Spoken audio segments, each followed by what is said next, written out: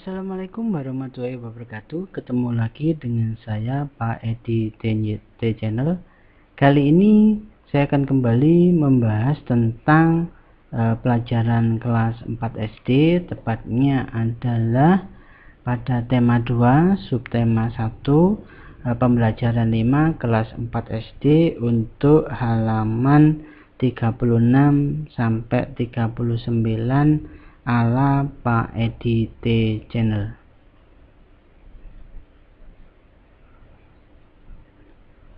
Baik, langsung saja pada pembelajaran tema 5 kali ini adalah,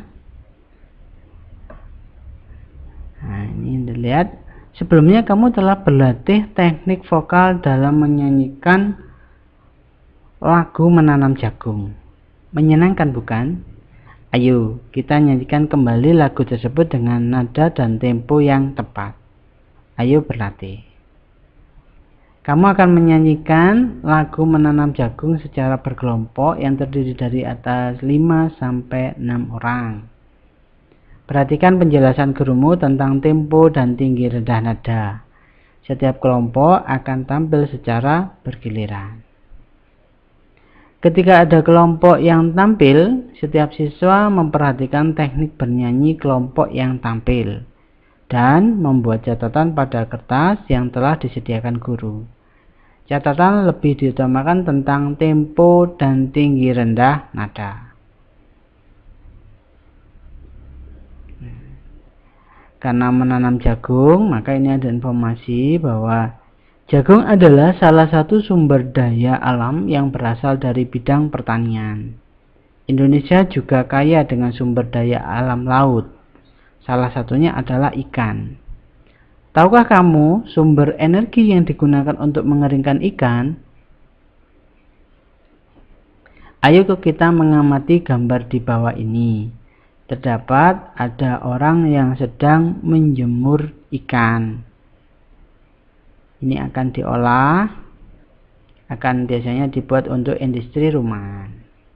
Muncullah pertanyaan, diskusikan dengan temanmu tentang sumber energi yang digunakan untuk mengeringkan ikan. Tuliskan kesimpulan dari hasil diskusimu pada kolom berikut. Kesimpulan dari gambar di atas adalah sumber energi yang digunakan untuk mengeringkan ikan adalah energi panas dari sinar matahari. Tahukah kamu bahwa Indonesia merupakan salah satu negara kepulauan terbesar di dunia? Sebagian besar wilayah Indonesia adalah wilayah kepulauan dengan sumber daya yang sangat tinggi nilai ekonomisnya. Salah satu contohnya adalah Banyuwangi, kota Banyuwangi.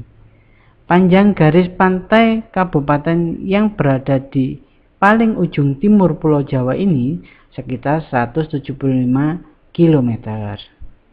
Dengan potensi besarnya, Banyuwangi konsisten menjadi penghasil ikan laut terbesar setelah Bagan Siapi-api. Dan bahkan hingga kini masih terus mendominasi hasil perikanan di Indonesia, baik perikanan tangkap maupun industri perikanan lainnya. Kabupaten di ujung timur Pulau Jawa ini terus berhasil melakukan ekspor hingga ke 18 negara. Sistem pengalengan juga cukup maju. Ditambah lagi industri besar di Pelabuhan Muncar. Banyuwangi terus berkembang. Kabupaten ini sendiri mencatatkan pertumbuhan produksi ikan tangkap yang konsisten, yaitu sebesar 31.600 ton pada tahun 2011 dan naik cukup besar menjadi 44.570 ton pada tahun berikutnya.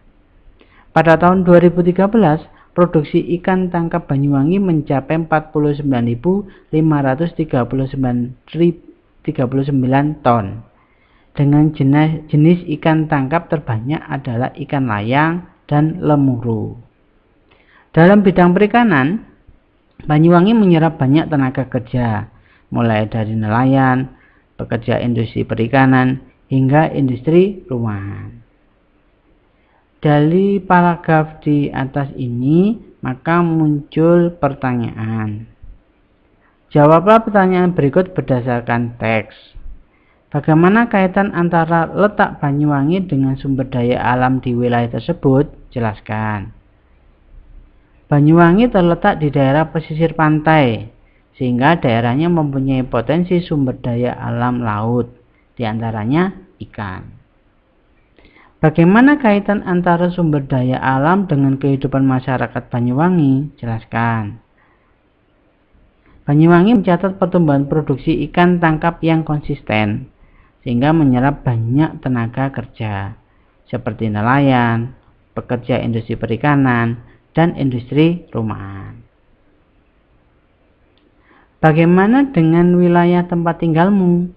Apa saja sumber daya alam yang dimiliki oleh kabupaten atau kota tempat tinggalmu? Bagaimana sumber daya alam tersebut mempengaruhi kehidupan masyarakat setempat? Ayo kita cari melalui wawancara dan studi pustaka. Tuliskan hasilnya pada kolom berikut. Tentunya masing-masing daerah tempat tinggalmu dengan anak-anak akan berbeda-beda. Ini ada contoh. Di tempat tinggal saya terdapat berbagai sumber daya alam seperti pertanian, peternakan, dan juga wisata, sehingga berpengaruh pada kehidupan masyarakat dan potensinya. Jadi sumber dayanya ada pertanian, peternakan, juga wisata, atau mungkin kalau daerah lain ada perikanan juga ada, pertambangan mungkin juga ada. Baik, mungkin cukup sekian mata pelajaran hari ini. Saya ucapkan terima kasih banyak, semoga bermanfaat dengan baik. Mohon maaf jika ada kesalahan.